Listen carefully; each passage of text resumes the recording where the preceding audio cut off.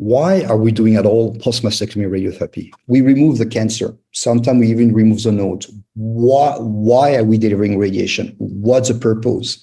I mean, local recurrence is very low, local, regional, we saw that. So what the benefit? If we look at the history, 1907 was invented the Alstedt radical mastectomy. The idea was the cancer is a cell multiplying in an area which eventually going to infiltrate the tissue, then go to the lymph node, and after the lymph node, they're going to go away.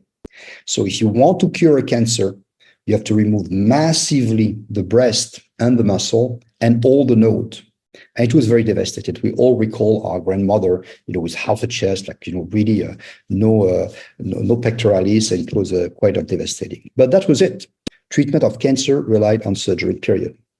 Then came Fisher. And Fisher did his PhD saying that, how does the cancer spread? So he was taking some cancer cell into mice and injecting it under pressure inside lymphatic to see if they're going to go to the node. And he found that, in fact, there's some communication between the lymphatic and the vein. And in fact, the cell was going in the vein, skipping the lymph node. And he came with this idea that stayed rooted in the head of surgeons and medical oncologists for years, and even sometime now, that cancer is early on and by definition a systemic disease, almost like a leukemia. So there's no role of surgery, I think it's mainly a metastatic disease. And so he did the B04, on which 1,000 patients that were operable were randomized with Alstedt versus modified radical mastectomy, meaning it doesn't want to be that bad, and radiotherapy, or if they were positive, modified radical mastectomy in either radiation or axillary dissection. So basically, I'm going to be more conservative because I assume that the cancer is metastatic, and instead of the Alstedt, I will do mastectomy and radiation to clean the node, or removing the node if they are for sure positive. And so he has basically split the patient between two. And what he showed was that women with negative node, there was no real difference in relapse follow-up between radical mastectomy and radical mastectomy and irradiation. For the woman with positive node, there was no difference between Alstedt and modified radical mastectomy, so less aggressive mastectomy and radiation. In terms of disease-free survival was the same, and in terms of overall survival, it was the same. The advantage of radiation was to reduce the risk of slightly the relapse-free survival, but it has no impact on overall survival. And those results was just to say breast cancer is systemic, and so you don't need to do an Alstedt. You can just do clean locally, maybe with radiation to make sure there's no local recurrence, and then you give the chemotherapy. Historical perspective, we want to be even more conservative. 1985, B06, but also Veronesi in the Institute di Milano, and they say maybe you can just do a lumpectomy and radiation on the breast, and that will be equivalent to mastectomy. And the result of the B06 spoke by themselves. If you do lumpectomy plus irradiation versus lumpectomy alone, you're going to have a reduction by a factor at least 3 of the rate of local recurrence. But if you compare mastectomy, lumpectomy, and lumpectomy radiation, there's no difference in survival. So people came with this basic idea of breast conserving therapy, which is limited surgery, nodal sampling, adjuvant whole radiotherapy. Then you give a chemotherapy to clean the micrometastasis, but basically breast conserving surgery, breast conserving therapy is equivalent to mastectomy. The lesson that has been out there for many, many years is that radiotherapy has no impact on survival, that the regional recurrence is rare, and that radiation based on the B04 is only indicated after mastectomy for very large tumor or more than 4 node positive. Guess what? Those people were all wrong. In 1997 came a storm. In 1997 came the result of a randomized trial. So there was the Danish trial, the DBCG82B, which basically randomized patients that were node positive or node negative and T3, T4 between radiotherapy after mastectomy, radiotherapy and CMF versus CMF alone. And they found a significant improvement in survival by 9%, absolute by 9% at 10 years. And the same issue of the New England Journal of Medicine was published a result from British Columbia, from RAGAZ, in 318 patients, node positive, after mastectomy randomized to chemotherapy and radiation versus chemotherapy alone. And here again, almost 10% improvement in survival. And I recall my colleague, when that was published, they were completely lost. They say, I don't understand why radiation is impacting overall survival. Why is radiation impacting, reducing the metastasis? And in this journal came a seminal editorial by Hellman. And Hellman had talked about the systemic effect of radiotherapy during a Karpov scare. So Hellman, what does he say? He says that chemotherapy can eliminate distant microscopic disease. But chemotherapy is not effective on cancer cells that may hide in sanctuary like a lymph node or a surgical scar. There's not a lot of blood vessel to go into the surgical scar.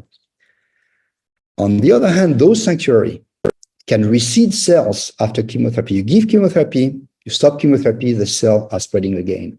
But radiation can sterilize those sanctuary and hence kind of a systemic effect. And the more efficient is the chemotherapy, the more pronounced is the effect. And that's, again, something which goes really against the philosophy that was developed for many years, saying, oh, now that we have more efficient chemotherapy, then radiation will not have any more impact. On the contrary, the more efficient is the chemotherapy, the more you clean the microscopic disease, distant microscopic disease, the more you have to clean the sanctuary.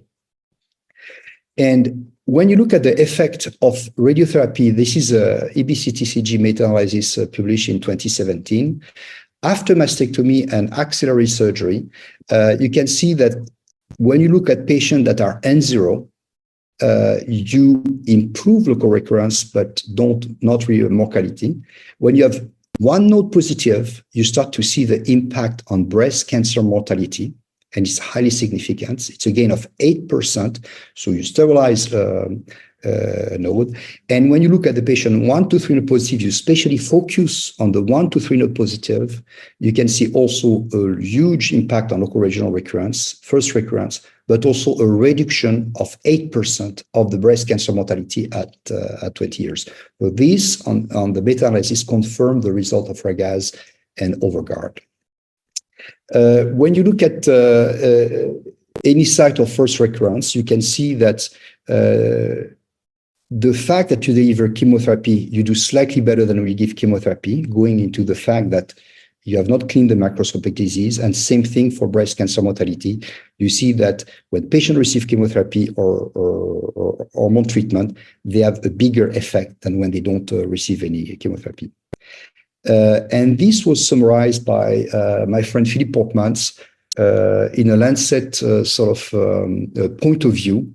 And he showed that when you look at the theoretical benefit of radiotherapy and you look at the category of patient, when patients are very high risk and there's not effective systemic therapy, then the benefit of radiotherapy is probably minimal because you have the microscopic disease that go. But if you have an efficient systemic treatment, then cleaning the micrometastasis, you have a theoretical benefit of radiotherapy and survival. And now you go to category of very indolent, early stage, low burden disease patient, then systemic therapy had no impact, but because they don't have microscopic disease, there's probably no benefit in terms of survival. And this window tend to be increased if you have more efficient chemotherapy. The more we help our medical oncologists to deliver a new molecule, pembrolizumab, whatever they are, the more we may see the systemic effect of radiation therapy. So what are the indications of post-mastectomy therapy? They have evolved over time. Number one, they're increasing. They're increasing because the number of patients undergoing mastectomy is increasing. This is a study done in Florida. McGuire was questioning what is the current rate of mastectomy versus lumpectomy. And she was specifically questioning the fact that around 2000, especially in the US, more and more patients get an MRI. And when you do an MRI, you tend to see a lot of spot. And then you start to assume that more and more patients may have multicentric disease, multicentric need mastectomy. And indeed, she found that for many years, the share between mastectomy 30% and breast conserving surgery was stable at 30-60%. And then after the introduction of MRI, we ended up by having about an inverse of the curve, having around 60% mastectomy and 40% of it. And I look at the data the last 3 months in Muscat for young women, and indeed we only have about 40% breast conserving surgery and 60% mastectomy. So this is something that is dealing with us. So after those mastectomy, who are eligible for post-mastectomy radiotherapy?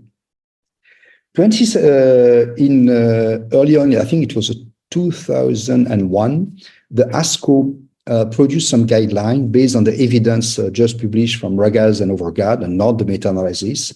And basically, for many years, post-mastectomy radiotherapy was suggested for large tumor, T3, and recommended for more than 4-node positive. Supraclav should be included, and they concluded no evidence for 1 to 3 node. We don't know after neoadjuvant. The dose fractionation use of bolus was unclear. They didn't know if we should include the internal mammary chain, and we didn't know anything about reconstruction. In 2017, incorporating the data from meta-analysis, now the indication include T1, T2 tumor with 1-node positive. It suffices of 1-node positive after either axillary dissection or sentinel. This is enough for indication. There's a benefit survival for the patient. We also include the N+ after neoadjuvant chemotherapy, but like was just saying Dr. Albish, we don't know for the YP N0 after neoadjuvant chemotherapy. So far, yes, but with the result of the B51, this may be a challenge in the future. In the 2017 update, they say that the internal mammary chain and the supraclav must be included if the PMRT is decided. So in principle, when you treat PMRT, you should include the nodal volume, and the IMN, we saw there's a benefit in survival. There's today, when you discuss among center, more and more factors, like people will say, like, if you have focal irradical margin or if you have very close margin, then you may question, especially if the tumor has some other sign of aggressivity. Triple negative tumor, wonderful work done by my friend Nadim Pervez when he was in Alberta. He showed that T1, T2, N0 patient with triple negative benefit of a survival benefit of post-mastectomy radiotherapy. And then people tend to assemble a couple of factors like grade 3 ER negative, lymphovascular infiltration, and young age. So an aggressive patient that have more than 10% risk of local regional recurrence may have and would certainly have a survival benefit. Now, regarding the technique, thank you, Dr. Aromaran, you described all the technique, but I would like to focus specifically on the use of skin bolus, because that's something on which I've spent several years of doing some research. So why do we use skin bolus?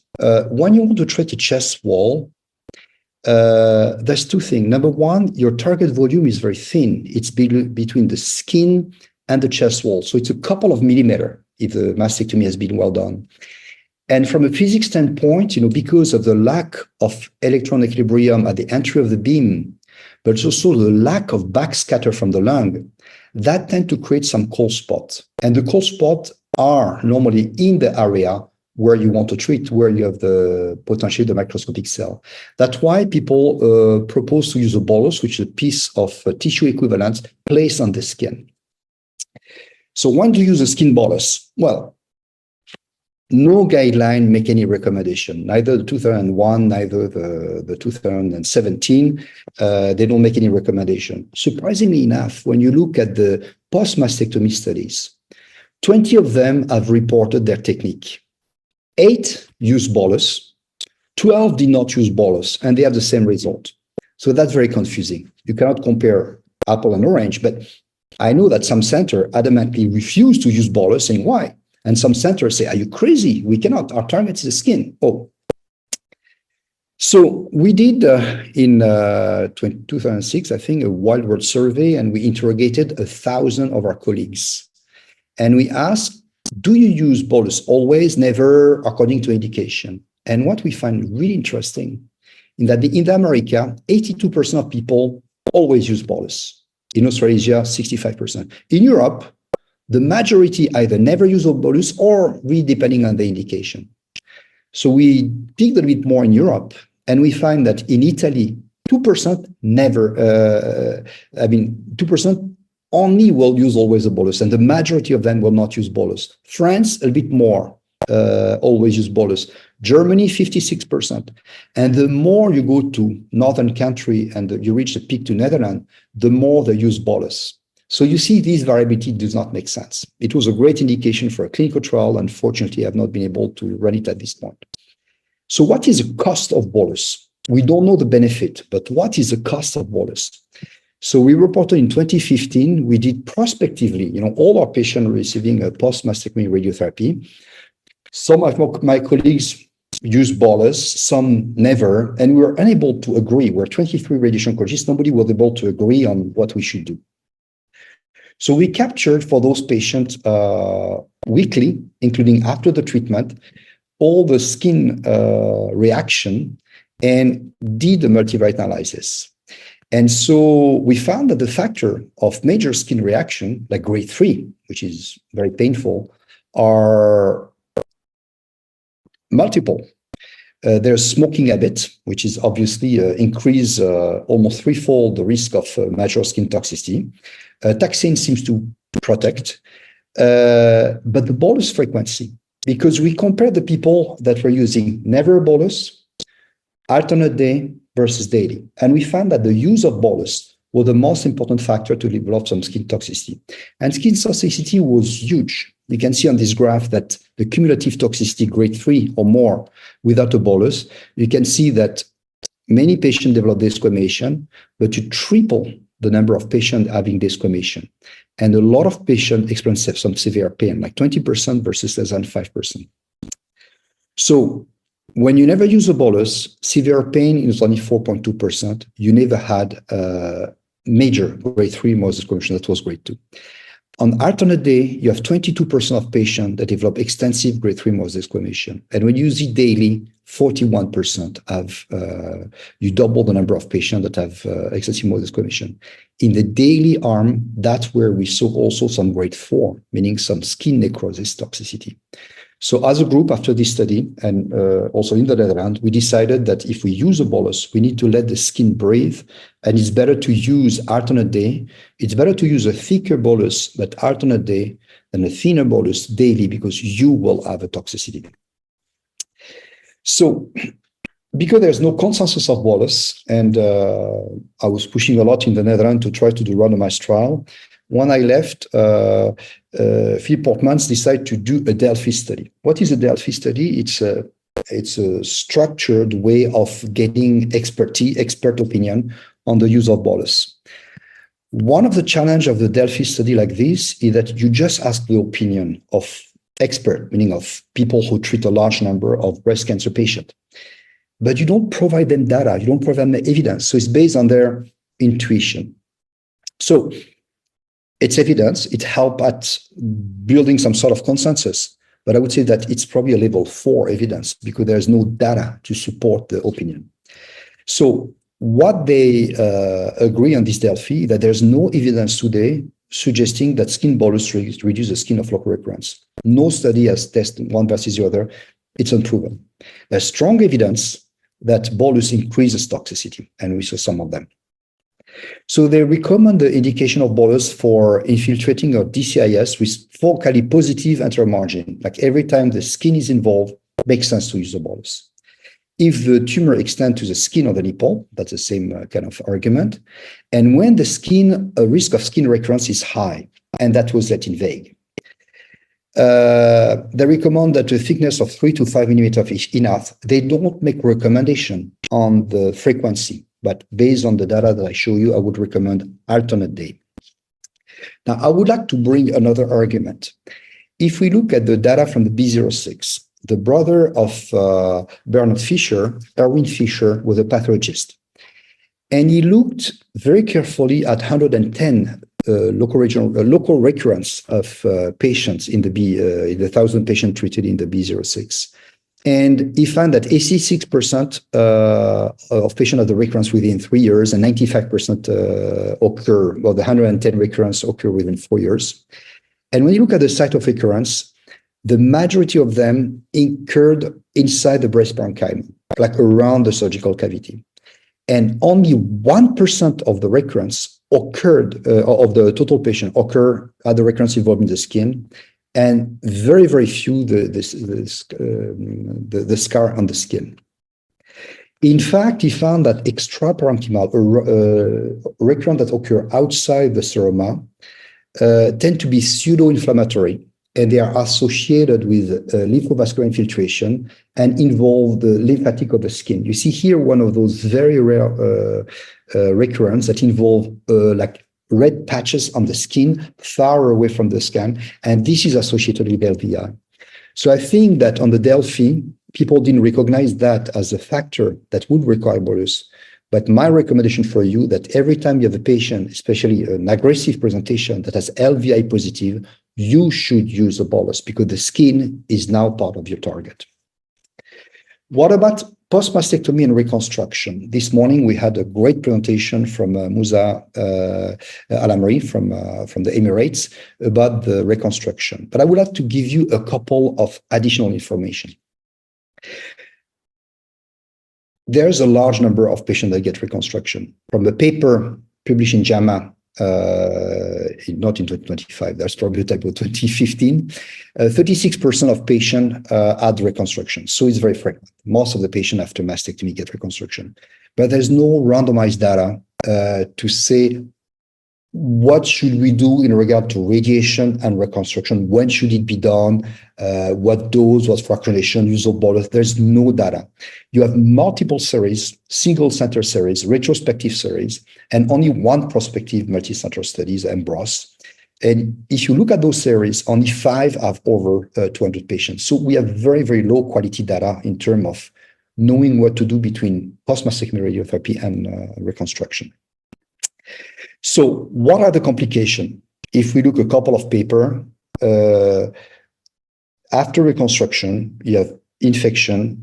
When you do PMRT and reconstruction, you have 13% infection, 12% capsular contracture, necrosis of the flap, hematoma, seroma, failure expansion, skin necrosis. What are the factors of risk of those complications? The age. When the patient is older, you have 50% more risk of complication. Large BMI, diabetes, 3 times more. Immediate reconstruction versus delayed reconstruction. Smoking is unclear. Use of dermal matrix is also unclear. Skin sparing possible. But the most important factor of complication after reconstruction is the delivery of radiation, 5 times more. So another study was looking interesting at when to reconstruct. And I know this is something we should continue to debate with our surgeon colleague because they like to do reconstruction immediate. Most of patients require that, either with an expander or placement of the prosthesis. And in fact, in this study, you see that after 157 reconstruction and following the patient for 6 years, you see that if radiation is delivered before reconstruction, you have only 16% reconstruction failures, and you double that when you deliver the radiation after reconstruction. So it's better to wait after the radiation to do reconstruction. And if you compare autologous versus implant reconstruction when you deliver radiation, definitely autologous, you have way less complication that you do in implant. Implant and radiation deliver after the implant, those are very bad recipe. So the recommendation that we could give during this lecture is when you have neoadjuvant chemotherapy followed by mastectomy and radiation, if you could have an autologous reconstruction, it's preferred. You may have less complication failure. if the BMI, age, and smoking, and you have all sort of defavorable factor, and you may consider not doing an autologous but a prosthesis, then it would be logical and sane to recommend a delayed reconstruction, wait a year before reconstruction. And when you have a mastectomy followed by chemotherapy, everything is possible because you will have a delay anyway after the chemotherapy. In other words, you should avoid implant and expansion too close to the radiation. On that, I would like to thank you